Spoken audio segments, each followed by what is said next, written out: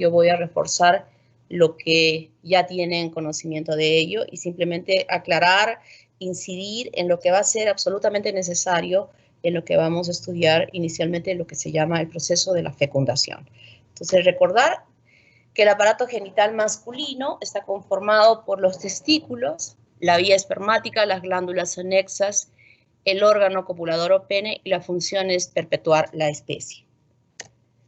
Anatómicamente, el aparato sexual masculino está conformado por todos estos órganos que se ubican algunos externamente, fuera del cuerpo, como es el testículo y el pene, y existen las glándulas anexas, las que sí se encuentran en la pelvis del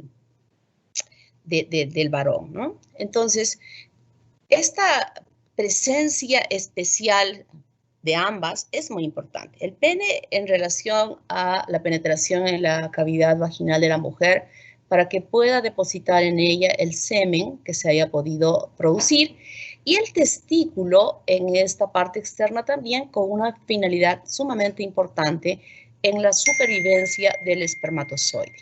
La temperatura corporal es letal para la supervivencia del espermatozoide y en consecuencia este órgano tiene que estar fuera de esta temperatura, y esta presencia, este nivel, le provee siquiera unos 2 o 3 grados centígrados menos de la temperatura corporal. Entonces, de esa manera se puede garantizar la supervivencia de los espermatozoides con toda la capacidad de poder fecundar un óvulo.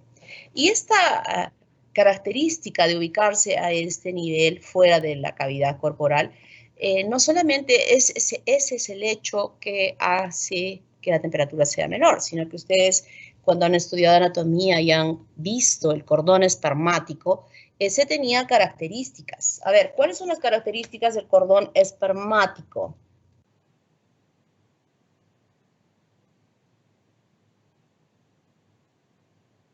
A ver, miren, yo pregunto en clases sobre cosas que supuestamente deben saber, y la participación del estudiante para mí cuenta en incrementarle un puntaje al final de todas sus calificaciones. Yo voy sumando a quienes han participado, ¿no? Les voy sumando un puntaje, no estoy diciendo 1 punto, 2 puntos ni 3 puntos, estoy diciendo que voy a adicionar un puntaje, y cuando me vayan a responder, dicen su nombre y luego me responden.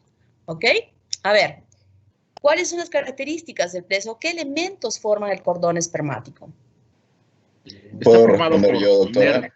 Primero nombre y luego la respuesta. Que Alarcón. Alarcón. Sí, presenta el conducto deferente, que es por donde, bueno, para que los espermatozoides puedan salir del testículo. ¿Ya? Y aparte ¿Luego? de nervios, vasos linfáticos, me parece, sangre. ¿Cuáles vasos?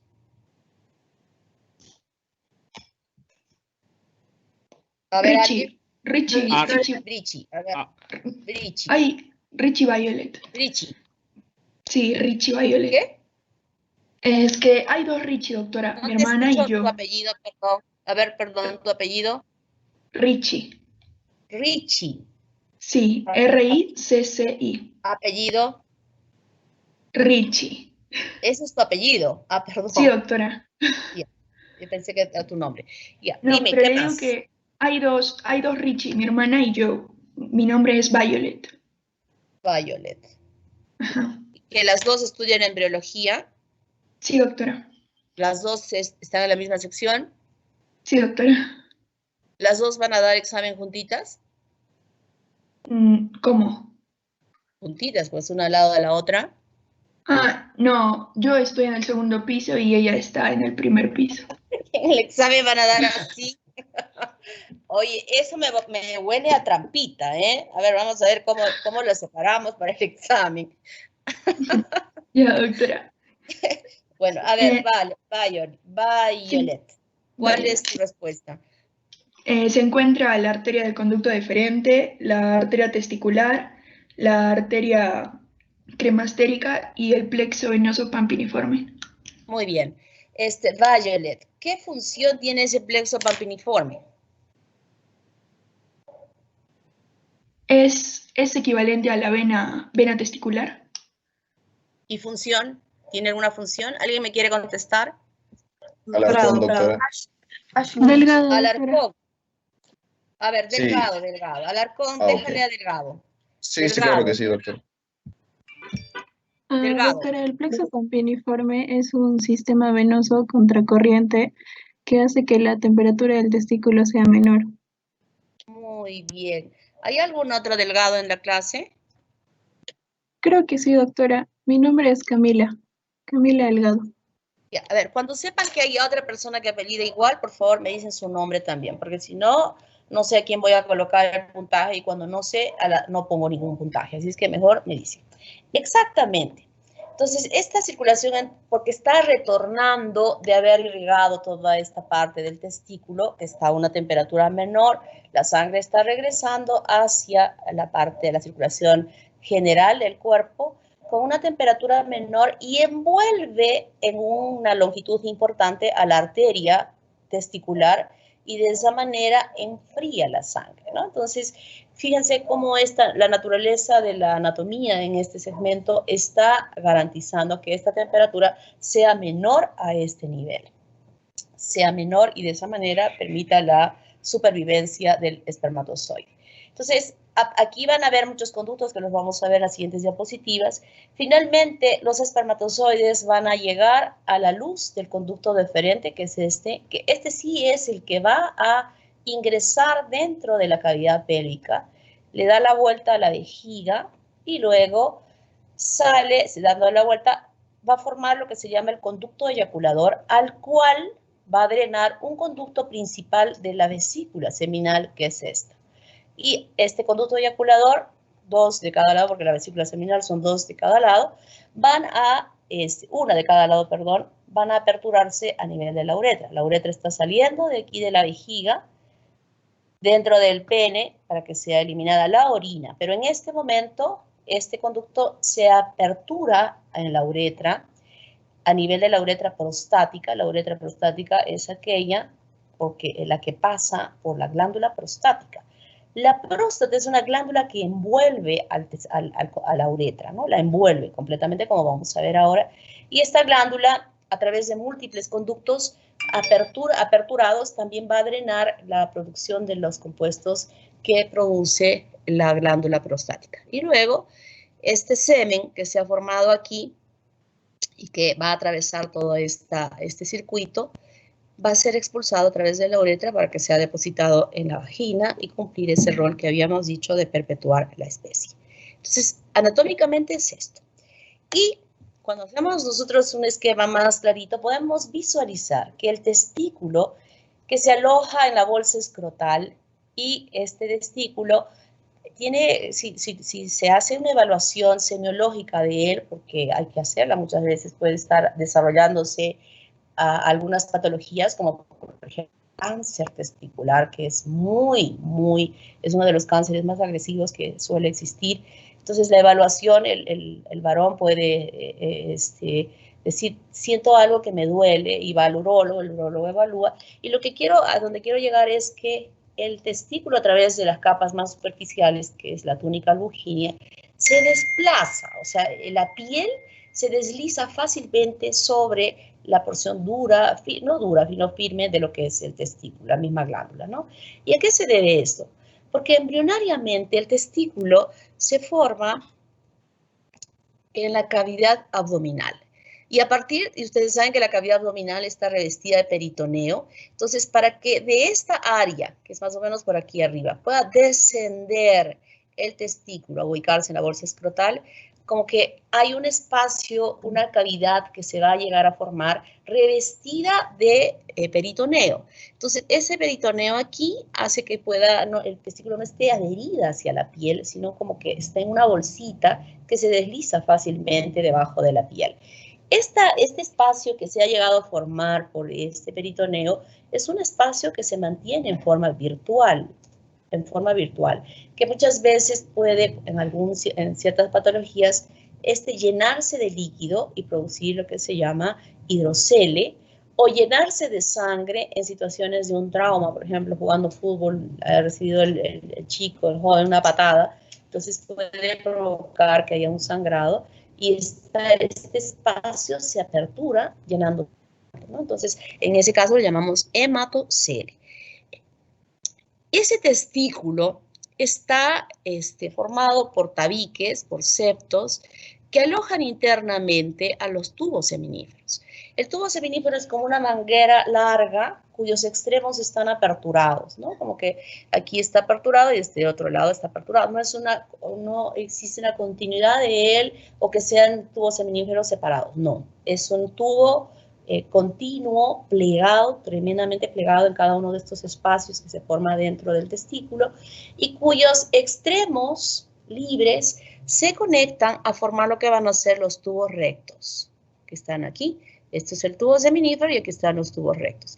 Estos tubos rectos van a aperturarse en un laberinto de conductos que es la red de testis, ¿no? Este laberinto donde las células van a llegar a estos espacios y luego que están en estos espacios llenando todas estas cavidades, nuevamente el laberinto forma otros conductos que son los conductos eferentes. Y estos conductos eferentes se aperturan al epidídimo, y el epidídimo tiene dos porciones, una que se llama la cabeza del epidídimo y una que se llama la cola del epidídimo. Y el epidídimo ya es solo un conducto que a nivel de la cabeza tiene múltiples aperturas a las cuales está conectada los conductos eferentes. Y este epidídimo es un conducto súper largo que mide más o menos 5 a 6 metros de longitud, que también está súper plegado, que al plegarse incluso se puede ver como un casquete sobre el testículo, ¿no? Entonces, aquí esta cola es muy importante porque todos aquellos espermatozoides que se han formado en los tubos seminíferos se van a acumular. Este es el lugar donde se llega a acumular los espermatozoides. Y este se continúa con el conducto deferente que habíamos visto que se da toda la vuelta por detrás de la vejiga, pero antes de formar el conducto eyaculador se ensancha, se dilata el conducto deferente, pero ojo, este no es un lugar donde se esté, por la característica anatómica que pueda tener de estar dilatada, no es un lugar donde se vayan a almacenar los espermatozoides, no, es simplemente una parte dilatada. Y se estrecha el conducto y a este conducto eyaculador se conecta el conducto principal de la glándula de la vesícula seminal, ¿no? Y en conjunto estos dos conductitos, diríamos que están ya extendiéndose como conducto eyaculador, se aperturan a la luz de la uretra, a la altura de la uretra prostática. Y esta es la glándula prostática que va a envolver a la uretra y donde tiene múltiples orificios que se están aperturando hacia la luz de la uretra. Más adelante y luego la uretra es la que se va a continuar dentro del cuerpo esponjoso hasta que pueda ser expulsado este contenido. Pero además, aquí delante tenemos una glándula, que son las glándulas bulbouretrales, y también existen unas glándulas aquí en el pene que ahorita no recuerdo bien cómo se llaman y que algunas veces molestan a los varones porque son bastante evidentes y que ambas tienen la función de secretar una sustancia lubricante que es muy importante en el coito, es muy importante porque es absolutamente necesario que en el periodo, en el tiempo previo a la eyaculación, a que el varón tenga el orgasmo, esta secreción se produzca tanto para lubricar el mismo pene como también para lubricar a la mujer que va bueno, ella también, si es que es un proceso normal, una situación normal, ella también va a producir secreciones para lubricar esta cavidad tanto del introito vaginal como de la misma vagina. Entonces la lubricación es fundamental para que no haya daño a ese nivel. Ni que el varón pueda dañarse, ni que la mujer pueda dañarse, porque a veces en las violaciones puede suceder traumas muy graves en la mujer que no solamente puedan producir desgarros a nivel de la vagina, sino que incluso se han visto casos que si ustedes recuerdan la anatomía de la arteria de los genitales de la mujer, del útero, y recuerdan ustedes a la arteria uterina, que hay una conexión de ella casi en la parte del cuello, ¿verdad? Entonces, cuando hay una penetración cruenta, puede romper la mucosa, si no ha habido lubricación, puede romper esa mucosa y romper la arteria uterina y provocar una hemorragia bastante grave. Entonces, esta acción de esta glándula es fundamental para que no exista todo ese daño a nivel, en el momento del coito. Hasta acá, bien, comprendido, ¿no? Recordado, mejor dicho. Hasta aquí, todo recordado. Entonces, en la histología del testículo, nosotros sabemos que existen los tubos seminíferos. Todos los tubos seminíferos, tubo seminífero, al frente otro tubo seminífero, y entre ellos hay un espacio que es el espacio intersticial, ¿no? Este de aquí o este de aquí. Y nosotros sabemos que en este espacio intersticial hay la presencia de vasos, la presencia de capilares, aquí hay dos glóbulos rojos, que son muy importantes, que están suspendidos en este espacio, en un líquido intersticial. Muy importante, este líquido intersticial que está circulando por acá, es fundamental para que estas células que se encuentran suspendidas en ella, que son las células de Leydig, puedan nutrirse de las secreciones que puedan estar saliendo de estos capilares y que estén llegándoles periféricamente a él. O que estas células, ¿qué producen estas células? Ashley, testosterona. Ashley. Ashley Richie. Ashley. Ah, es la otra hermana. Sí, doctora. Ashley. ¿Qué nombres? Así es que les voy a hacer dar examen a ustedes dos en tiempos diferentes. A ver, voy a preguntar. ¿Cuánto sacaste en histología tú, Ashley? En promedio. Sí. Ay, no me acuerdo, doctora. A ver, voy a buscar. ¿Fue igualito que Violet? ¿Exactamente igual que Violet? No, no fue igual. Ya. Muy bien. Bueno, entonces, ¿qué me dices, Ashley? La respuesta. Testosterona. Testosterona. Muy bien. Bueno, entonces, estas células que producen esta hormona, como vamos a explicar después, cómo es que se produce, cómo es que se difunden a través de este líquido, tanto para ir a la pared del tubo seminífero como a la otra circulación, ¿no?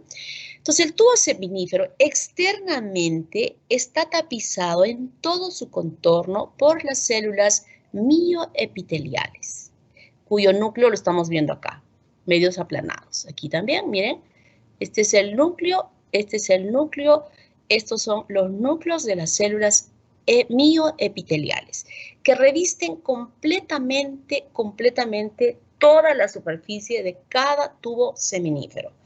Por dentro de estas células mioepiteliales, digo mioepiteliales, significa que tiene un comportamiento muscular, o sea, de contractibilidad, muy importante, que lo vamos a ver de luego.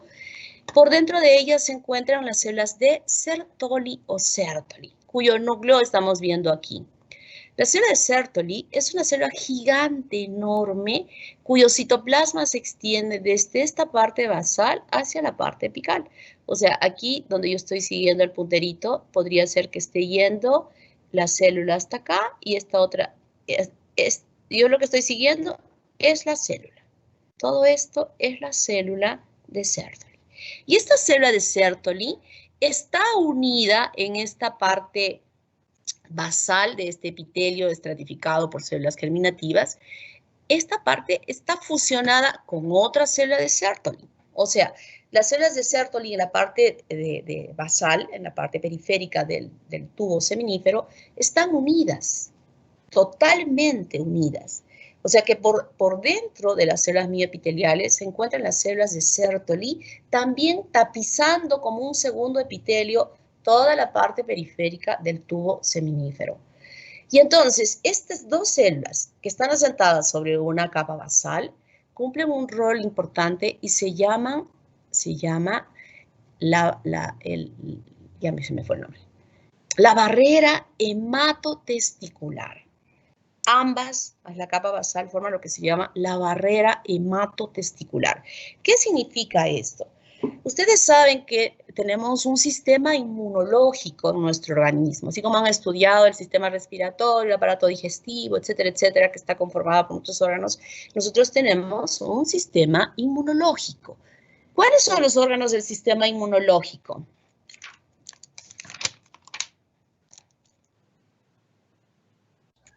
Flores, doctora.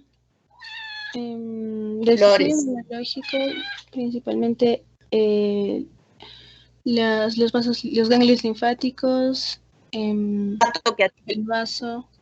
Ya, muy bien. Y en general todos los tejidos de alguna u otra manera participan en la inmunidad. Como por ejemplo. Como por ejemplo la epidermis nos constituye una barrera a los microorganismos externos y su pH también ayuda a que no se asienten ahí ciertos tipos de microorganismos. Ya, bien, razonamiento muy bueno. Niña Flores, ¿tienes otro, tu nombre? ¿Solo eres la única Flores? Ximena Flores. Ximena, ya. Muy bien, muy bien. Entonces, los órganos que constituyen el sistema inmunológico, los principales, diríamos el vaso, diríamos el timo, diríamos el hígado, diríamos la médula ósea de los huesos donde se forman las células de la serie blanca y roja, diríamos los ganglios linfáticos, los nódulos linfáticos, ¿verdad? Todos estos conforman, tú dijiste la piel, y yo diría también que a nivel del intestino existen nódulos linfáticos, por lugares por donde pudiese ingresar algo extraño y que tuviera que responder para defendernos, ¿no es cierto? Entonces, cuando yo estoy hablando del sistema inmunológico acá, es para mencionarles que el tubo seminífero, que está conformada por estas células sexuales, es totalmente extraño a ese sistema inmunológico. No lo conoce, no reconoce como propio, sino como extraño. Y hay otra estructura, y hay otras también, y otro órgano, por ejemplo, que tampoco es conocido por el sistema inmunológico, es el ojo. Me refiero a la estructura del ojo, no los párpados, sino el ojo mismo. Entonces, ¿qué sucede si esta barrera se rompe? Si esta barrera se rompe, y se puede romper, por ejemplo, con un trauma que habíamos dicho, puede haberse roto una fractura, no solamente haber lesionado los vasos que estaban, sino que haya podido romper algunos tubos seminíferos. Esto puede tener una consecuencia futura. Y existe una patología infecciosa producida por un virus, que es el virus que produce la parotiditis, que inflama las glándulas salivales y que complicadamente podría estar inflamando también el páncreas, o el ovario en las mujeres, o el testículo en los varones, ¿no? Que pueda provocar una orquitis con una inflamación y un aumento de volumen del testículo en ese chico de 8, 9, 10, 11 años, si es que se ha producido en esa edad.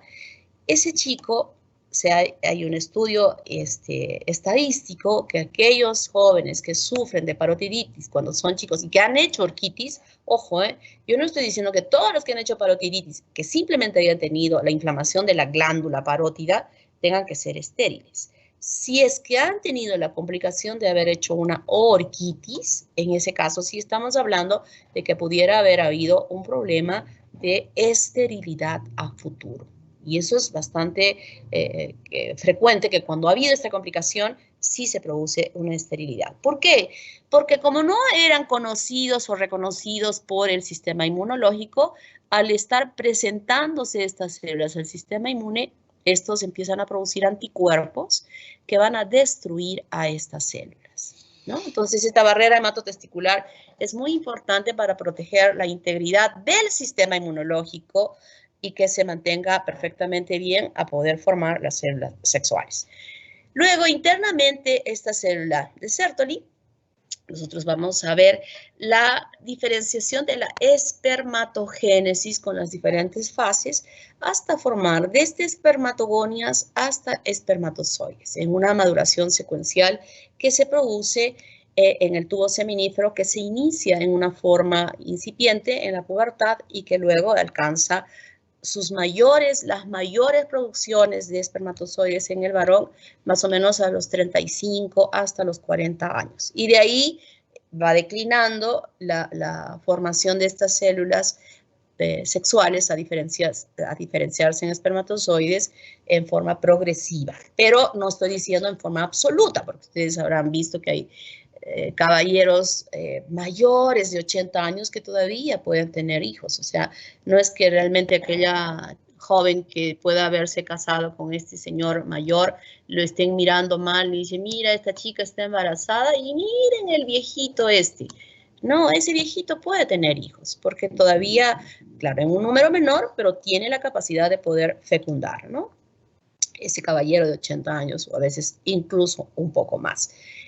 Y fuera de este tubo seminífero se encuentra justamente este tejido intersticial, que es ocupado por un líquido intersticial, donde están suspendidas aquí las células muy características que ustedes han recordado y que están repasando sus prácticas, que son las células de Leydig, ¿no? Con un núcleo de cara abierta y un citoplasma bastante rosado, que por influjo de la LH será responsable de la producción de testosterona.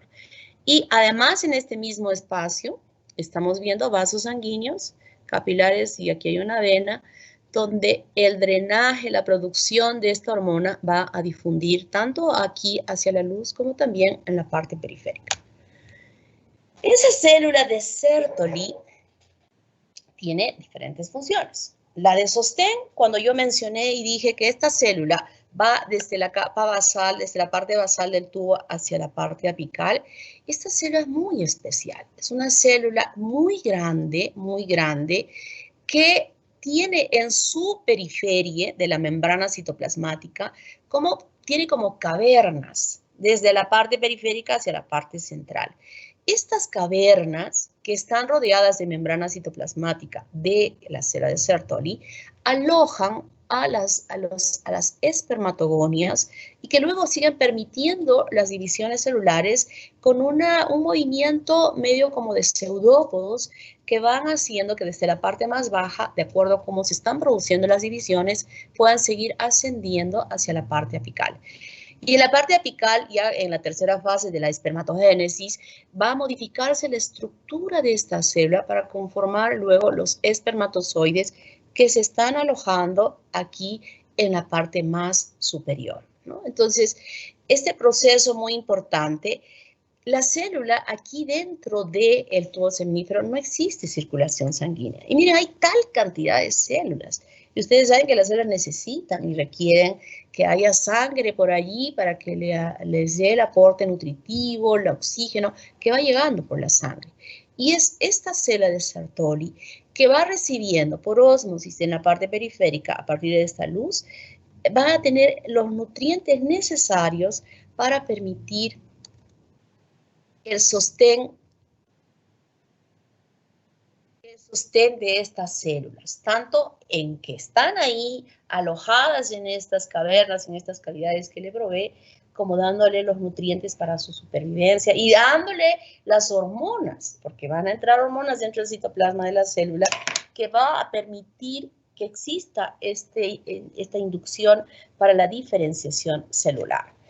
Luego, cuando ustedes han estudiado que este espermatozoide que es tan pequeñito y que está naciendo de una célula más grande como la espermatogonia, el espermatocito primario, que tiene un citoplasma con muchas organelas, finalmente ese espermatozoide va quedándose chiquitito en algo muy compacto y en consecuencia hay un resto de citoplasma por cada célula, por cada formación de espermatozoide que tiene que ser eliminado. Y eso es fagocitado por también esta célula de Sertoli. O sea, fíjense qué tales funciones tan importantes tiene. Y además tiene una función muy especial que es la función secretora. Y es que esta célula produce una sustancia que se llama sustancia inhibidora mülleriana, también se llama MIS, que es secretada entre la 8ª y 9ª semana de gestación. Es decir, cuando el producto está siendo, ya se ha producido la fusión del espermatozoide y del óvulo, nosotros vamos a aprender a empezar a relacionar por semanas. ¿Qué sucede en la primera semana después de que se ha producido la fecundación? ¿Qué en la segunda? Y así sucesivamente. Entonces, más o menos hasta la octava semana,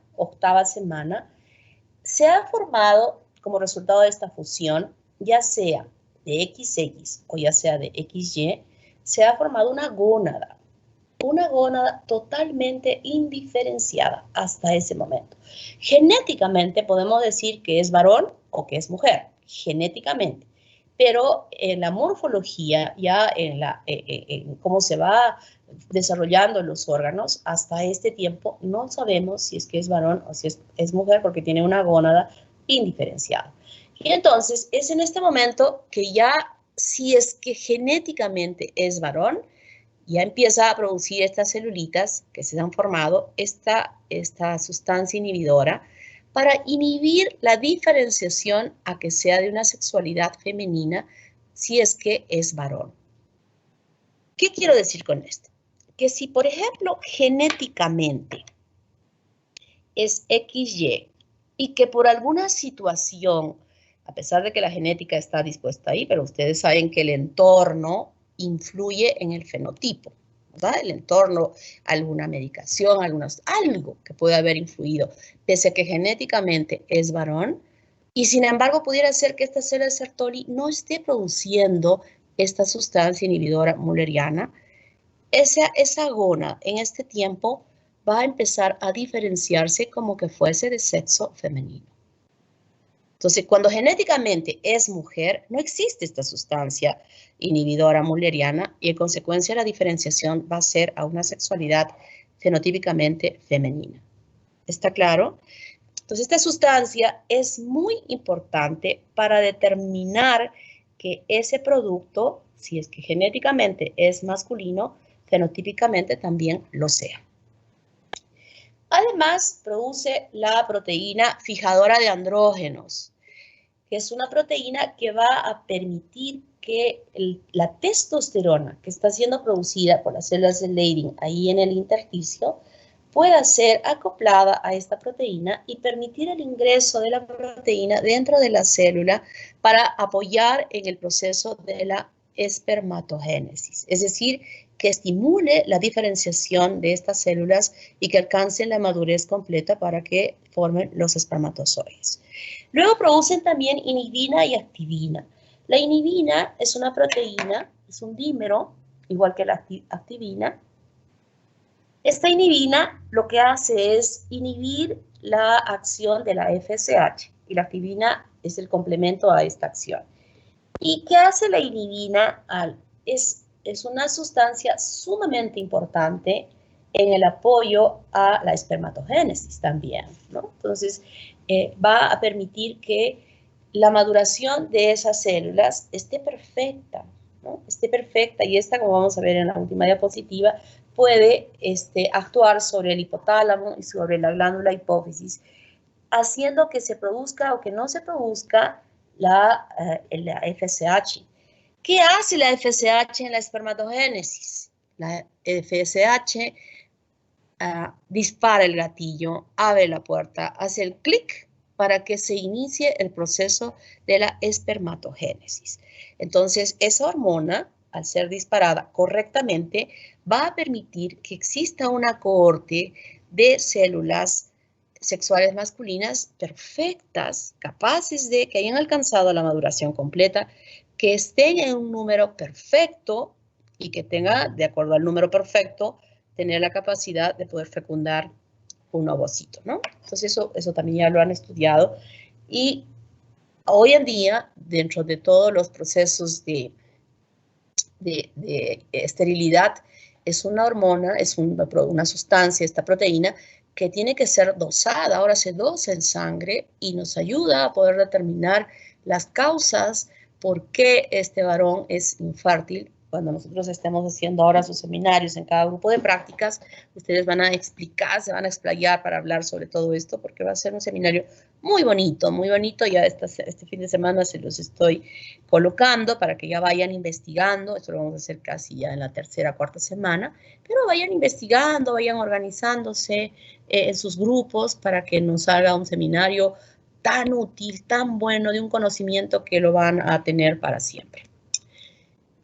Entonces, las células de Leydig que se encuentran aquí en el intersticio, está con su núcleo de cara abierta, con citoplasma rosado, son estas que van a producir la testosterona, hormona producida en el varón y que tiene una acción importante en el funcionamiento de ese varón, ¿no? O sea, que esté perfecto, que funcione bien, etcétera, etcétera. La carga mayor de testosterona tampoco es buena. Entonces, nosotros podemos valorar en sangre cuál es esa cantidad, ese dosaje hormonal importante en el varón que cumple roles muy, muy importantes.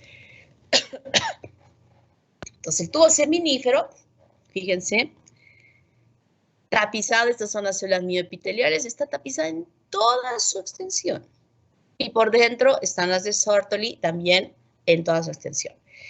Y estas células sexuales dentro de los tubos seminíferos, de acuerdo a la maduración, los varones, a diferencia de nosotros las mujeres, nacen con espermatogonias, o sea, con células totalmente inmaduras. Y en esta estirpe de división celular existen las espermatogonias tipo A y las espermatogonias tipo B. Y dentro de las espermatogonias tipo A su vez, existen las que son de núcleo claro y otras de núcleo oscuro. Estas, por ejemplo, son las de núcleo oscuro A. Esta es una espermatogonia y esta es otra espermatogonia A de célula clara, fíjense. Y las espermatogonias tipo B son más chiquitas y súper compactas. Esta yo podría estar diciendo que es una espermatogonia tipo B. El núcleo es redondo, no es ovalado como estos, y la cromatina es súper, súper oscura. Cuidado que estas de aquí no son espermatogonias, son espermátides. Y luego de estas divisiones de las espermatogonias A y B, ya van a tener como resultado de una división mitótica los espermatocitos primarios, que podemos observarlos en diferentes fases de la división, que ustedes lo han estudiado perfectamente ya en su curso de biología celular y genética. Y el resultado de esta división será la formación de un espermatocito secundario, que lo vemos aquí, también con palitos, pero con la mitad de los palitos que existe en un espermatocito primario, ¿no? Es un espermatocito secundario. Por acá también yo tengo otro espermatocito secundario. Y una característica fundamental del espermatocito secundario es que no se ve el borde nuclear que yo estoy viendo aquí, ¿no? Está libre. Y a partir de esta división, segunda meiosis, se forman estas espermátides que darán lugar a la formación de los espermatozoides. Aquí hay una célula de Sertoli con su nucleolo, aquí hay otra célula de Sertoli con su nucleolo. Esto lo están viendo perfectamente bien en sus prácticas que los doctores les están explicando. Entonces, a partir de la formación de estas células sexuales dentro de cada tubo seminífero que han alcanzado a la maduración, miren, lo que se sabe y lo que se ha visto es que de una célula, por ejemplo, de un espermatocito primario, que se han dividido estas dos células, espermatocitos secundarios, y que luego se van a dividir a dos las espermátides, y luego van a avanzar en su maduración hasta espermatozoides, siempre van a mantenerse como agarraditos de la mano con partes de los citoplasmas que han provenido de una célula madre inicial, ¿no? Están así medio sujetos, alojaditos en las cavidades que le forma la célula de Sertoli, hasta que cuando ya han logrado esa formación de la cabecita y la cola del espermatozoide en su formación final, no se pueden desprender solos. Entonces, aquí va a suceder la acción de esa célula, de las células mioepiteliales que se encuentran periféricamente en cada tubo seminífero, que se contrae en un proceso que se llama espermiación, y de esa manera permitir que se libere el espermatozoide y quede suelto dentro de la luz del tubo seminífero, ¿no? Entonces, ese proceso va a terminar con un espermatozoide libre que acaba de nacer, que está ahí, vamos a extrapolarnos al nacimiento de un niño en este momento, que está ahí, que está llorando, que está moviendo sus bracitos, sus manitos, y está en ese estado. Además que esta célula de Sertoli provee secreciones hacia la luz de este tubo seminífero, en el cual el bebito está ahí nadando, desplazándose por esta cantidad de líquido. Y las siguientes espermiaciones van a permitir que empuje esta secreción hacia los conductos externos, empujándolo a los tubos rectos para que luego llegue a la red de testis, aquí. Están como empujados. Entonces, cuando llega ya aquí a la red de testis, ese bebito ya no está simplemente empujado, sino empieza a querer gatear, empieza a gatear. Está intentando gatear, ya gatea un poco mejor, se está moviendo un poco mejor, y la red de testis está adquiriendo ya a un gateo bueno. Luego va a pasar aquí a los conos eferentes, que simplemente pasarán a un largo epidídimo, donde ese bebito que ya empezó a gatear un poco mejor, empieza a pararse. O sea que en la cabeza del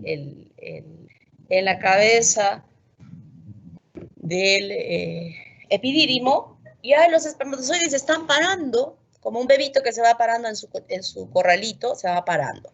Y luego empieza ya a caminar, o sea, ya abajo un poquito de la cabeza del epidídimo empieza a caminar y luego empieza a correr, y durante todo ese trayecto largo del epidídimo, este espermatozoide que llegó gateando, que llegó, ya empieza a correr, ya no solo a correr, y es un metrosexual que empieza a hacer ejercicios, que quiere aumentar su masa muscular, porque se va a querer ir a la playa, supuestamente, y empieza a correr, se va al gimnasio, hace de todo. Y este proceso es muy importante, es un tiempo de preparación para que el espermatozoide adquiera una gran movilidad, de una movilidad correcta, o sea, va preparándose. O sea, no es que a veces cuando vemos nosotros el semen en el microscopio, vemos espermatozoides que dan vueltas y vueltas en el lugar, y vemos otros que están disparándose de campo a campo a una velocidad increíble. Ese movimiento, todo eso, es una preparación que el espermatozoide lo tiene aquí dentro del epidídimo.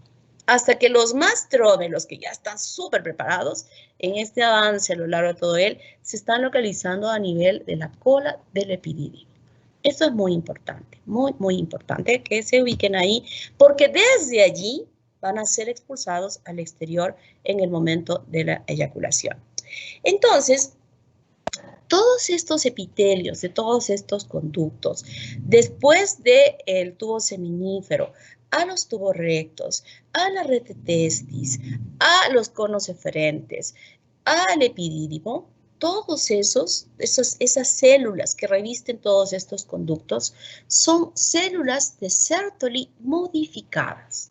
O sea, hasta allí todas ellas son células de Sertoli modificadas en cuanto a su morfología, porque ya aquí son núcleos diferentes. ¿Recuerdan ustedes los conos eferentes, que era un conducto muy bonito porque las células le daban como un encaje hacia la luz del conducto? Eso ya no lo vamos a ver aquí en embriología, pero ustedes sí lo recuerdan, pero sí manteniendo su función, manteniendo la función fundamentalmente de absorción y de secreción. Tienen que seguir produciendo contenidos líquidos hacia esta luz, porque si no, no podría ser que el espermatozoide pueda fluir en este proceso si no está suspendido en un líquido, que son aportados por todas estas células que revisten y tapizan todos estos conductos hasta llegar al epidídimo a nivel de la cola del epidídimo.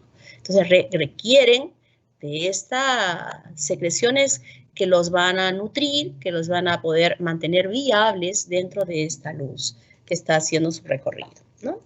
Hasta que llegamos al epidídimo, que ustedes ya lo conocen, lo han conocido desde que hicieron biología celular, porque aquí ya reconocieron al aparato de Golgi.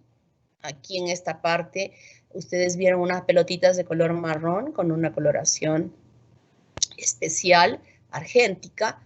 Vieron unas pelotitas de diferente tamaño que era el aparato de Golgi a este nivel, ¿no?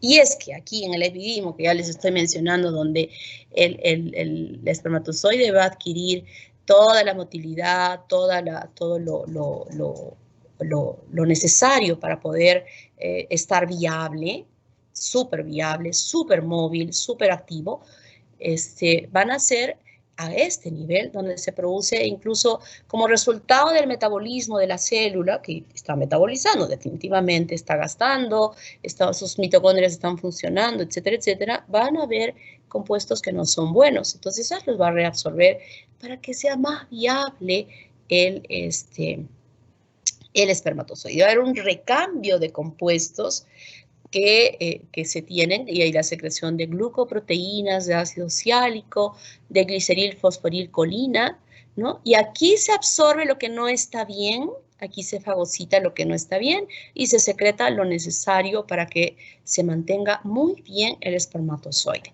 Miren, toda esta preparación que el espermatozoide está teniendo aquí en el epidídimo, ojo, no es para su movimiento dentro de los conductos del aparato sexual masculino, no. Es para cuando sea depositada en la vagina de la mujer y pueda necesitar de toda esta preparación, cuando ingrese o sea depositado en la vagina de la mujer. Entonces, para que suceda eso, ese pasaje de este lugar, de la cola del epidídimo, que la continuación de esta cola es el conducto deferente, que se hace en segundos, en el momento de la eyaculación, que se hace en segundos, es absolutamente necesario, es imposible, a pesar de que ese espermatozoide se ha preparado tan bien, yo siempre hago la similitud como que una persona se preparase para ir corriendo sin parar desde sus casas hasta la variante de Uchumayo, donde se paga el peaje, sin parar, corriendo a una velocidad increíble. ¿Quién lo puede hacer? Nadie, porque va a llegar 3 cuadras y van a estar tomando agüita o van a querer parar, o si van a correr suavemente para que les alcance hasta la energía hasta ese lugar. No se puede. Por sí solos es imposible que lo puedan hacer en segundos, que puedan salir desde esa cola del epidídimo haciendo ese recorrido por detrás de la vejiga. El tamaño es tan pequeñito que sería imposible, ¿no? Entonces, se requiere de un apoyo tan importante como es la histología del conducto deferente, donde existe una gruesa capa muscular que será la que se va a contraer firmemente para expulsar ese contenido y permitir que el semen haga ese recorrido hasta que sea eliminado externamente, ¿no? Y es esta gruesa capa, fíjense, tan gruesa. Aquí existe un epitelio que nosotros vemos que también secreta definitivamente compuestos, no tanto para nutrir al espermatozoide, porque en fracción de segundo pues no va a tener tiempo ni siquiera para tomar una gotita de agua en ese trayecto, ¿no? Sino para que este espacio pueda ser húmedo, que haya un fluido, que sea más fácil el pasaje a través de él. ¿Por qué? Porque de ese volumen de semen que se produce, que se elimina en el momento de la eyaculación, que son volúmenes muy variables de varón a varón, que pueden ser incluso desde 2 centímetros cúbicos, o 2.5, o 3, o 3.5, a veces 4, hay algunos que incluso pueden tener un volumen un poco mayor. De todo ese volumen, solo el 10%, está proveniendo desde el testículo, solo el 10%. Los otros el resto de volumen, el 90%, va a ser aportado por la glándula seminal y también por la próstata, ¿no? Entonces es un porcentaje muy pequeñito. Perdón. Bueno, a lo largo de todo este semestre van a conocer los ladridos de mis perros que siempre me andan saboteando, por favor.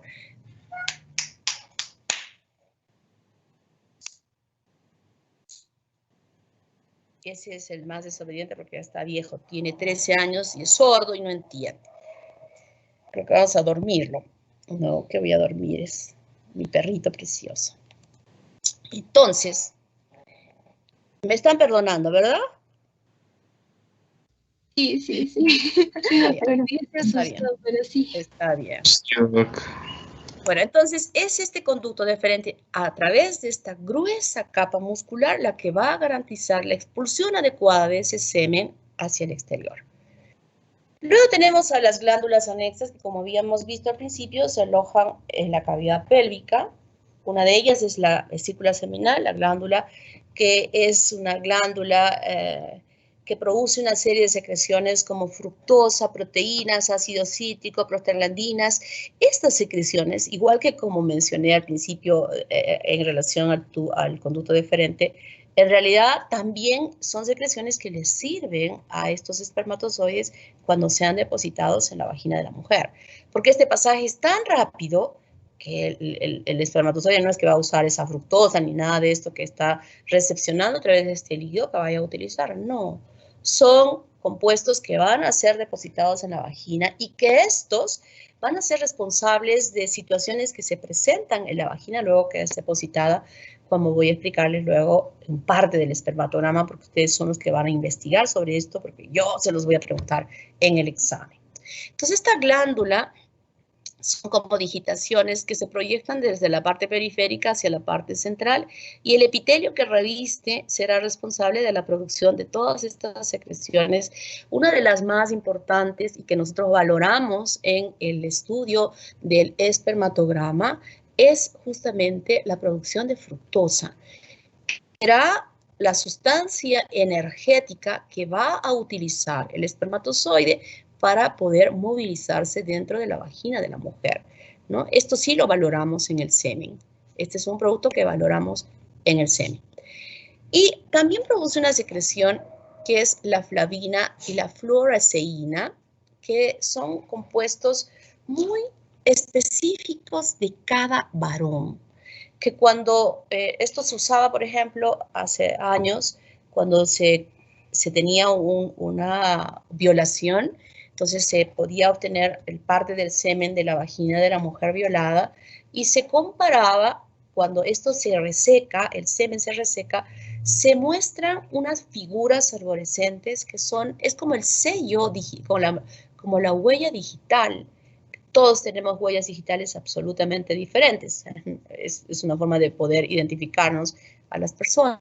Y esta es como una huella digital, ¿no? Y esta, al secarse y observar cómo se solidifican estas ramificaciones, y las observamos al microscopio, se comparaba con el semen de los sospechosos, ¿no? Si es que la mujer no pudo haber reconocido alguno, o si reconoció alguno, y esta persona decía, no, yo no fui, a ver, vamos a ver si no fuiste. Se tomaba una muestra de semen y se comparaba. Y si había similitud, que es idéntica entre la de este varón y la muestra, definitivamente se daba con el culpable del hecho, ¿no? Claro, hoy en día ya esto ha evolucionado más y lo que se hace es una prueba de DNA para tipificar al agresor en estas circunstancias. Pero les comento que esta flavina es esta solidificación cuando se seca la muestra y la observamos al microscopio, es específica para cada persona, es su huella digital. La próstata es una glándula que envuelve a la uretra. Es una glándula que envuelve a la uretra. Fíjense, esta es la uretra, que está aquí, y la glándula está alrededor de ella. Y hay unas glándulas que son las periuretrales a sus mucosas, luego las un poco más profundas, las mucosas, y una más periféricas. Y cada una de ellas, la producción de estas glándulas, se van a verter en conductos. Está en un conducto de aquí, está en un conducto de aquí que se apertura aquí a la uretra. Igualmente, esta en realidad no son uno, sino son varios que se van aperturando hacia la luz de la uretra para aportar en el momento que se está produciendo la eyaculación la expulsión del contenido de todas estas glándulas para sumarse más, para conformar ese 90% de secreción que sale en el semen. Y por aquí, miren, están ingresando los conductos eyaculadores que se van a aperturar también en la luz de la uretra. Y aquí ya solo los conductos.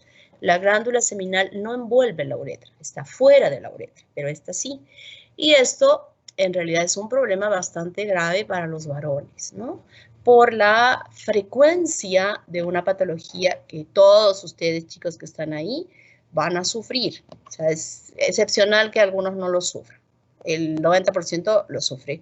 Y a partir de los 40 años en adelante, empiezan a tener este problema que se llama hipertrofia benigna de próstata. Es estas glándulas que están aquí que empiezan a crecer. No estoy hablando de hiperplasia, estoy hablando de hipertrofia. ¿Qué significa eso? Que las glándulas crecen más, las que hay crecen más. si dijese hiperplasias, que naciesen nuevas glándulas y nuevas glándulas. Eso no es lo que sucede, sino lo que sucede es que hay una hipertrofia. Y esta hipertrofia de estas glándulas van cerrando la luz de la uretra, la van estrechando, ¿no? Y al estrecharla, entonces hay cambios en la eliminación de la orina, que progresivamente el varón va disminuyendo el volumen del chorro, o sea, del grosor del chorro, el espesor del chorro de la orina. Y progresivamente antes demoraban menos tiempo en eliminar el volumen de orina en la vejiga y progresivamente van necesitando más tiempo para eliminar ese volumen porque el conducto está estrecho, ¿no? Y van demorándose más, van mojando el borde de la taza, van mojando el piso de la taza alrededor, van mojándose los zapatos progresivamente en el tiempo, y a veces los varones no quieren aceptar esto, o sea, no lo aceptan porque ese es un indicio de envejecimiento que están teniendo, no lo aceptan. Y si no lo aceptan, este es un riesgo, porque a veces puede ser que se tomaron unas cervezas y hacen, la cerveza inflama, pero así violentamente más, o sea, hace que se cierre el conducto y hacen una retención urinaria aguda de orina, que es terrible. Cuando ustedes estén haciendo el internado van a tener a muchos caballeros ahí en emergencia desesperados porque tienen el abdomen totalmente inflado por la vejiga que está tan llena porque no pueden eliminar y hay que empezar a poner sondas finísimas, las sondas para que pueda evacuarse gota a gota la orina y que en algunas circunstancias incluso es necesario hacer una cirugía que se llama talla vesical, que se llega a aperturar por la pared del abdomen, se hace una incisión para colocar una sonda y que pueda drenar. Y el drenaje tiene que ser sumamente suave y muy bien hecho, porque a veces cuando la evacuación es muy rápida, por ex evacuum, que así se llama, las paredes de la vejiga pueden empezar a sangrar. Y es bastante complicado. Pero hasta ahí nomás no llega la complicación de estos futuros chicos que están ahí preocupados por su futuro, sino que pueden en un porcentaje muy grande, casi a los 80 años, se ha estudiado que hay cáncer de próstata en un porcentaje también casi como del 80%. Puede ser incipiente, puede ser. Algunos, incluso desde más jóvenes, ya pueden estar desarrollando cáncer de próstata. O sea, que no es una cosa que no sea tan frecuente. Yo tengo en la promoción mía, en mi promoción de medicina de mi promoción, hay 3 chicos, 3 que están con cáncer de próstata. Uno de ellos, y se los comento así, porque aquí hay diferentes técnicas para hacer el tratamiento de la dificultad de la micción, ¿no? Se hace un raspado a través de la uretra, se mete por la uretra unas cuchillas especiales que raspan lo que está sobresaliendo en la luz de la uretra, ¿no? Se raspa. Hay otra técnica que esto mismo se hace, pero con radiación. Entonces, esa técnica hace que hoy día vayan, se operen y ya estén todos felices porque es una técnica muy, muy, muy buenísima. Y uno de mis amigos, se fue a Lima a hacerse este procedimiento. Sé que también hacen acá, pero él por más seguridad se fue a Lima. Y en Lima, obviamente, al doctor, que es médico, que es muy buen médico, el urólogo que lo operó, le dijo, oye, ¿te hiciste la prueba que se puede hacer en sangre, una prueba o te hiciste la tomografía, te hiciste algo para ver si no hay nada? No, no hay nada, es simplemente una hipertrofia benigna de próstata. Y el craso error también del médico que confía en otro médico. No se puede confiar en otro médico, son mentirosos. Entonces, le hicieron el procedimiento con este láser especial y cuando regresa al mes, un poco más, empieza a sentir la evidencia de una metástasis de ese cáncer. O sea, al hacer eso, le sembraron el cáncer por otros lugares. Imagínense que ese procedimiento nunca se hace cuando ya se tiene el cáncer. Cuando se tiene el cáncer, se tiene que extirpar la glándula y algunas veces incluso ni se extirpa. Lo que se hace es quitar el testículo para quitar el influjo hormonal de testosterona y de esa manera se va retrayendo un poco y puede tener mayor tiempo de sobrevida, adicionando con otros tratamientos como quimio o radioterapia. Pero en circunstancias de esta naturaleza, mi amigo, que ahorita está con quimio y radio, está un poco mejor, pero definitivamente el pronóstico no es nada bueno, ¿no? Porque él ha hecho pues metástasis. Los otros que han ido a tiempo no tienen metástasis, pero este sí.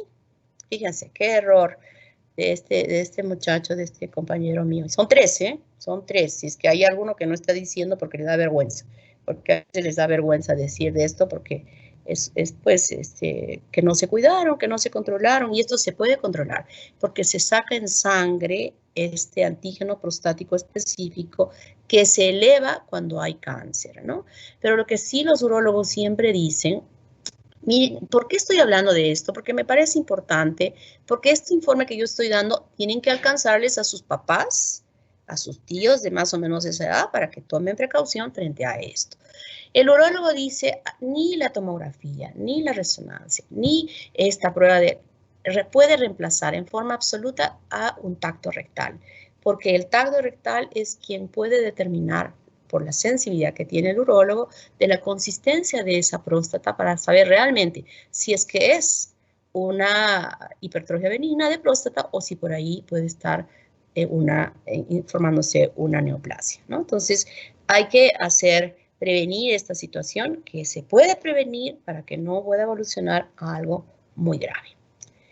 Y estas glándulas prostáticas entonces secretan una serie de sustancias que también van a ser aportadas al semen y que van a ser depositadas luego en la vagina, ¿no? Como son la fosfatasa ácida, el ácido cítrico, la fibronectina, la amilasa y proteínas, que van a ayudar a este semen a ayudar a las células sexuales.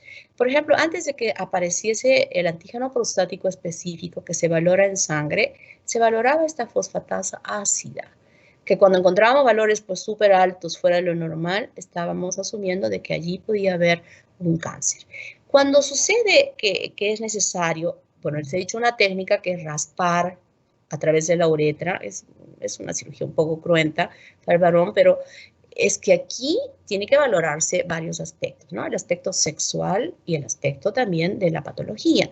Entonces, cuando se hace el procedimiento de extirpar todo el testículo, ustedes ya pueden estar pensando que esos conductos van a romperse, ya no va a haber un aporte de la secreción. Y conjuntamente con él, incluso ya a través de la próstata, recuerden que está pasando los conductos eyaculadores.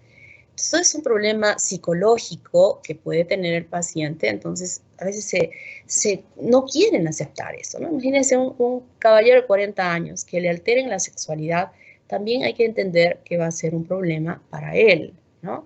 Imagínense, tienen eyaculaciones retrógradas, o sea que en vez de eyacular hacia el exterior, eyaculan hacia la vejiga. O sea, todo es un trastorno bastante complicado que puede suceder, ¿no? Pero entre eso y la vida, no sé, tendrán que poner bien en su balanza qué es. Esto que vemos aquí es una calcificación que puede visualizarse cuando se hacen extirpaciones de la próstata, si es que no se pase este procedimiento de la RTU, que así se llama, resección transuretral, sino que es necesario sacar toda la próstata por vía abdominal, ¿no? Entonces, en estas biopsias, ya no biopsias, ¿no? En el estudio anatomopatológico del órgano encontramos estas calcificaciones. La uretra y el pene, ustedes saben que el pene tiene tres porciones, 2 cuerpos cavernosos y un esponjoso, y es en el espesor del esponjoso que encontramos a la uretra. Y la estructura es que tiene múltiples lagos que en el momento de la excitación, se van a llenar de sangre para dar firmeza al pene y que sea más fácil la cópula, ¿no? Eso es muy importante. Lo mismo, las cavidades aquí vacías, sin sangre, que luego se van a llenar completamente de sangre. ¿Y cómo es este control hormonal del aparato reproductor? Esto ya lo han estudiado, yo estoy segura, en histología, lo han estudiado muy bien. Y lo que ustedes recordaban es que hay, cuando estudiaron, que hay una neurohipófisis y una adenohipófisis, que embrionariamente ambas partes, que luego forman una sola glándula, tienen orígenes diferentes. La neurohipófisis es una extensión del diencéfalo, del infundíbulo del diencéfalo, que finalmente cuando se llega a desarrollar mantiene una conexión con el hipotálamo. Y en el hipotálamo se van a producir neurotransmisores que inhiban o faciliten la acción de la glándula hipófisis en general. Ojo, estas secreciones del hipotálamo no solamente van a actuar sobre aquellas hormonas que se producen en la neurohipófisis, no, actúan sobre toda la glándula, sobre toda la glándula. Entonces, con esto quiero mencionar y recordarles que el sistema endocrino, que está conformado por una serie de glándulas, no tienen un funcionamiento aislado, independiente, sino que estrictamente están unidos a un comando neurológico, nervioso, que procede del hipotálamo. Entonces hablamos del sistema neuroendocrino, no solamente endocrino, sino neuroendocrino, que es así como funciona nuestro cuerpo. O sea, que existe un sistema nervioso por las filetes nerviosos aferentes, eferentes, etcétera, etcétera, etcétera, pero también existe un sistema endocrino que está íntegramente relacionado al sistema nervioso. Y entonces todo nuestro cuerpo hormonalmente no actúa en forma independiente, sino que está ligado al sistema nervioso. ¿Ya? Eso quiero que lo entiendan bien, porque, por ejemplo, hay un sistema metabólico, que así se llama, donde hay alteraciones de la insulina. Las chicas a veces ganan mucho peso y además tienen ovario poliquístico y se llama síndrome metabólico. Entonces, ¿por qué tiene que ver la insulina con este ovario que está? Tiene que ver, porque tiene un comando desde arriba que justamente los ha asociado y los ha interrelacionado, y hay esta patología. No sé qué ha pasado, pero es muy común hoy en día en muchas mujeres jóvenes. Eso es lo que estamos observando con mayor frecuencia relacionado a ello. Entonces, esta glándula hipófisis, y ahora circunscrito a lo que estamos hablando nosotros, tiene la producción de esta gonadotropina de la LH. La LH actúa sobre las células de Leydig para producir testosterona. Y aquí dice testosterona A, B, C, etc. No es que haya diferentes testosteronas, simplemente hemos puesto las letras para ver a dónde es que van. La testosterona tipo A, la testosterona que va a ir hacia el tubo seminífero se va a acoplar a la proteína fijadora de andrógenos que le permite el ingreso hacia la célula de Sertoli y que va a cumplir un rol importante en la espermatogénesis. Yo había dicho hace un momento que también sobre esta célula que tiene receptores específicos está la FSH. Hay un receptor para la FSH también producida por la glándula hipófisis. Esta FSH no estimula ninguna hormona ni ninguna producción de algún neurotransmisor. No estimula nada. Simplemente abre el gatillo para el inicio de la espermatogénesis. Y es la testosterona la que va a actuar para inducir la maduración y diferenciación de estas células sexuales hasta la formación del espermatozoide. Entonces aquí hay esta acción en relación a la espermatogénesis producida por la FSH y por la testosterona. Esta misma testosterona producida va a atravesar los espacios intercelulares de las células de Sertoli y se va directamente hacia los conductos a través de los cuales van a pasar los espermatozoides, actuando sobre estas células de Sertoli modificadas para que funcionen perfectamente bien, para que haya un recambio, para que produzcan las secreciones que mantengan un líquido dentro de él y que el espermatozoide tenga facilidad de atravesar a través de ellos hasta que llegue al conducto deferente, hasta que sea expulsado. Luego tenemos una testosterona que está denominada con la C, que es la que va a difundir a través de este líquido intersticial a la parte periférica de los capilares, se va a meter dentro de los capilares y luego esta hormona será la que va a actuar en general en ese varón con todas las características del varón. Esta misma testosterona será la que al inicio en la pubertad provoque todos los cambios que va a suceder en ese varón. Ese niño flacuchento, yo ya me estoy imaginando al Alarcón cuando tenía 12 años, todo flaco, delgadito, chiquitito, ¿verdad, Alejandro? Sí, doctora. ¿Eras Sí, así o no? sí, era un palito. Ya ve, Alejandro era un palito. Y miren ahora, si lo conocen a Alejandro, ahora ya miren esa voz de hombre, varonil, seguro que canta bonito. Todos esos cambios, seguro que ya tiene barbitas. O todavía te rasuras con pinza, Alejandro. ¿Usas rasurador o pinza? No, sí, doctora, sí, sí. Solo que no me gusta tener barba, entonces me rasuro. Ya se rasura, pero al principio usaba pinza. Entonces la testosterona hace que haya estos cambios de voz, cambio corporal, sobre todo en la pubertad, ¿no? Donde se evidencia más la acción de la testosterona para hacer todos estos cambios morfológicos en el cuerpo de la persona. Y la otra testosterona es la que va a actuar, va a llegar a, claro, también lo va a hacer a través de la sangre, obviamente, va a llegar a la glándula hipófisis, donde va a decir, ups, hay buena cantidad de testosterona, ya no sigas estimulando, ya no, que no haya más LH para que produzca más testosterona. O sea que hay una acción de retroalimentación, un feedback que mantiene en forma, en una concentración normal, la cantidad de testosterona. O sea, se mantiene perfectamente bien esa cantidad, esa concentración en ese varón. Puede haber, como se ha hecho estudios y se ha visto, que hay varones que tienen mayor cantidad de testosterona, o sea, por encima de lo normal. ¿Y quiénes son estos? Generalmente se ha encontrado en asesinos, en varones que son muy agresivos, conflictivos, etcétera, porque esa es la característica de la testosterona cuando se excede en la concentración. Y ahora, además, les voy a comentar que ahora se está usando testosterona que se coloca en un chip a las mujeres que son menopáusicas. Y hay muchas mujeres que se están colocando esta testosterona en el chip, que hace que sean más activas, que con la menopausia están todas decaídas, sin ganas, cansadas, agotadas, y les colocan este chip y se vuelven súper, súper activas. Yo tengo una amiga, yo suelo jugar vóley, y yo tengo una amiga que se ha colocado el chip. Y esta amiga, que es pues de mi edad, ¿no? O sea, ya no es jovencita, se tira al suelo, mata con una fuerza increíble, o sea, súper activa.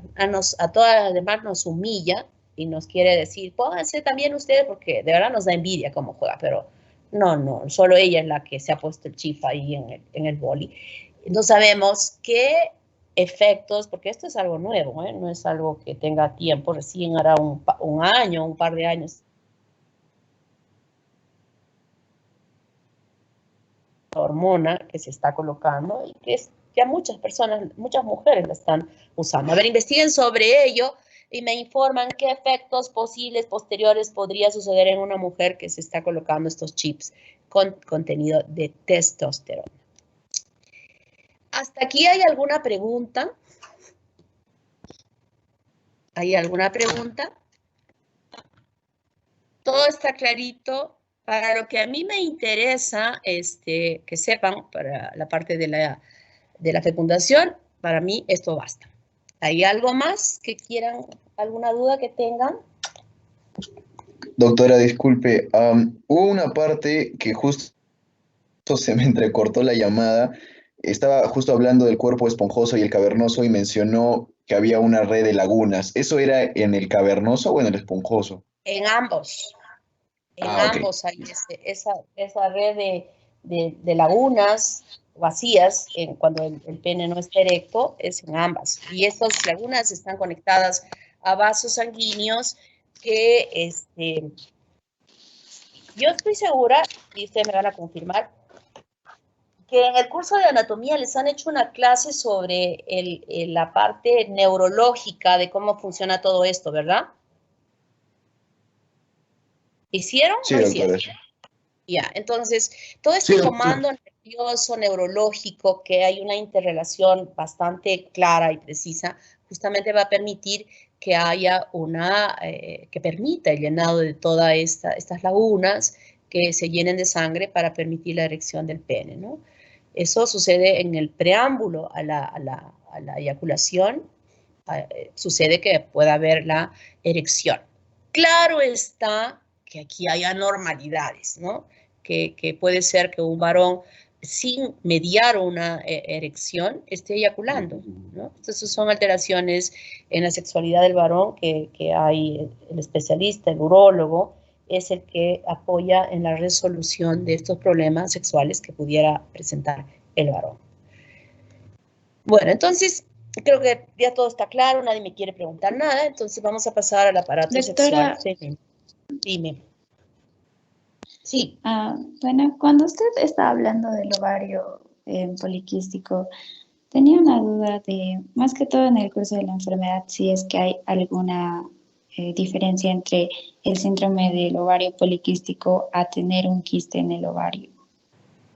Bueno, en el caso de tener es lo mismo, ¿no? Cuando hablamos de un ovario poliquístico, es que hay una maduración alterada de los folículos que se induce una maduración simultánea de muchos de ellos, pero que ni siquiera alcanzan a madurar completamente y constituyen el folículo de Graf. Entonces, en algunos casos, no solamente puede ser que simultáneamente hayan varios, o a veces sea uno solo el que crezca.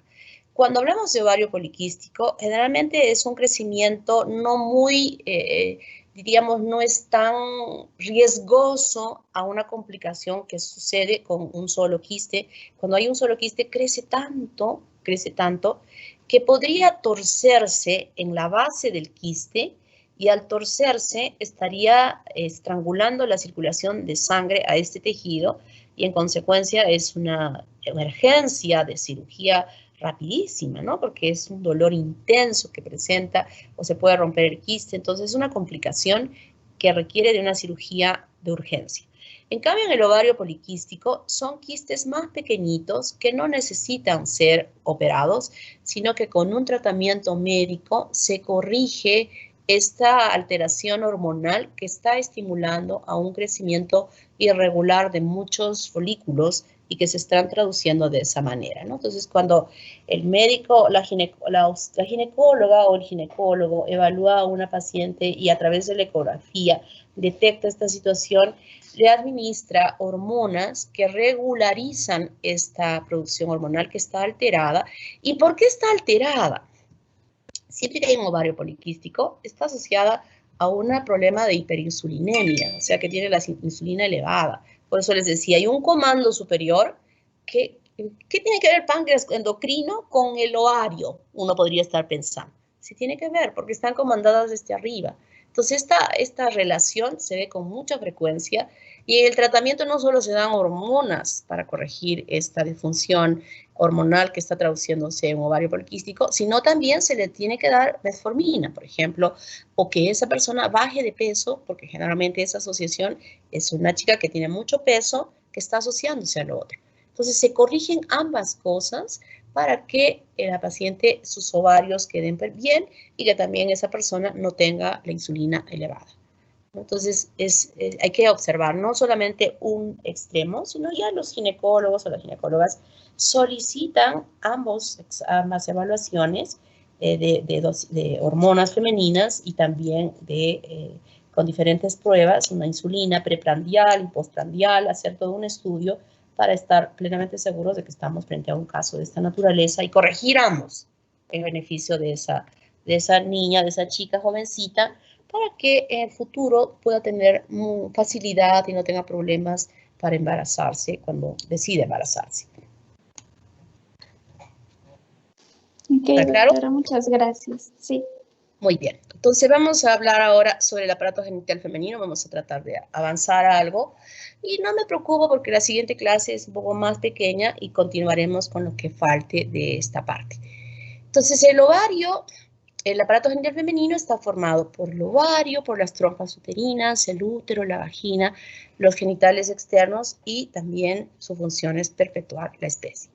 Anatómicamente, ustedes ya lo han conocido, han visto en sus cadáveres, ya sea de mujer, que si no lo han tenido en mujer, han podido ver en la de la otra niña, y además que ahora hay tantas piezas, ustedes han tenido la suerte de ver esto en vivo, porque ustedes han hecho anatomía presencial, ¿verdad? Ustedes han hecho la anatomía presencial. Entonces, ¿qué características tiene este aparato sexual femenino? aquí externamente están los labios menores y los labios mayores, y el introito vaginal, que es la apertura de la vagina. Por encima está aquí mismo, aquí en el periné, se puede observar la luz. Se puede observar la luz de la uretra. Se observa la luz de la uretra y más abajito de esa apertura de la uretra se puede ver el introito vaginal. La vagina tiene una característica muy especial. Es plegada. Esto que ustedes ven es como que hay ondas que son muy importantes para el mismo hecho de la cópula, porque ustedes recuerdan que el pene no es una costra lisa, sino tiene el glande y tiene como una dobladita ahí en la parte superior que ancla con estos espacios y garantiza que el depósito pueda ser perfecto en la cópula. Además, que esta plegadura es muy importante porque amplía la cavidad de la vagina en el momento del parto, ¿no? Ya no hay el riesgo de que si es un canal estrecho y muy fijo, muy rígido, pueda no permitir el nacimiento del producto a través de él. Entonces, estas características anatómicas facilitan que esto llegue sin ningún problema. Proyectándose hacia la cavidad está el cuello del útero, que también se le llama el hocico de Tenca. Internamente está la cavidad uterina y en la parte más superior se extiende las trompas uterinas. Cuando hagamos el desarrollo embrionario del aparato genital, ahí lo vamos a explicar bien de dónde es que proceden todas estas estructuras que conforman el aparato sexual femenino. La trompa está envolviendo aquí al ovario y aquí lo tenemos aperturado con una sección de él, ¿no? Entonces, estos órganos que están bien conformados, totalmente, diríamos, no funcionantes hasta la pubertad, ya es en la pubertad que empiezan a modificarse.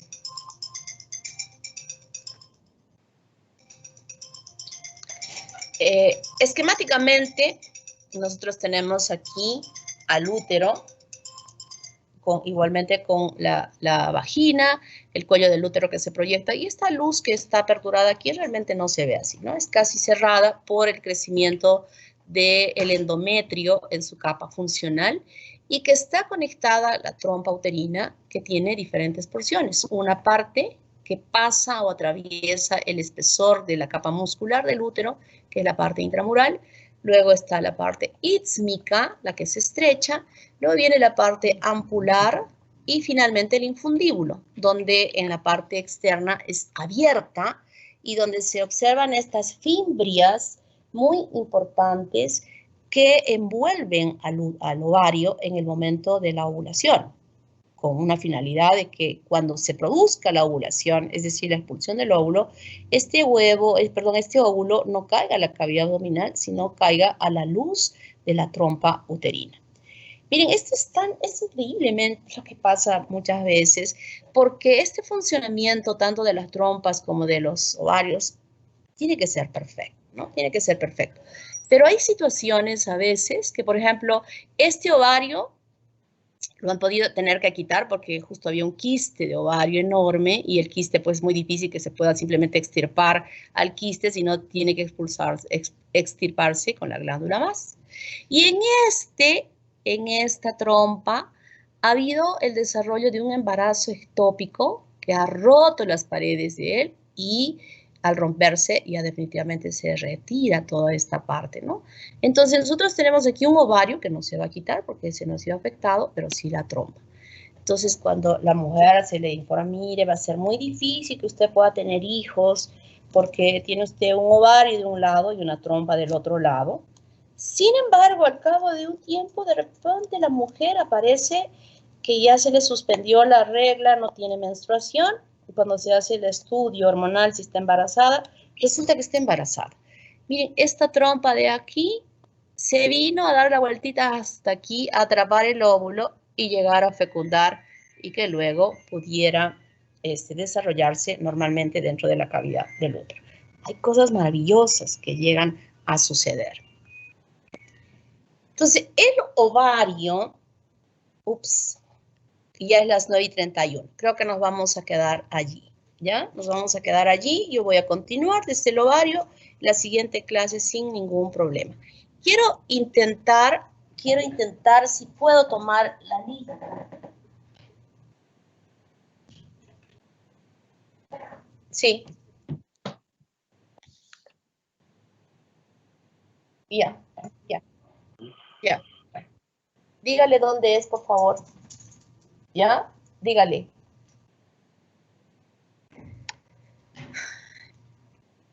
Estoy cambiando el router para que no tenga estos problemas. Ya no quiero tener estos problemas. A ver, vamos a ver, ¿ya?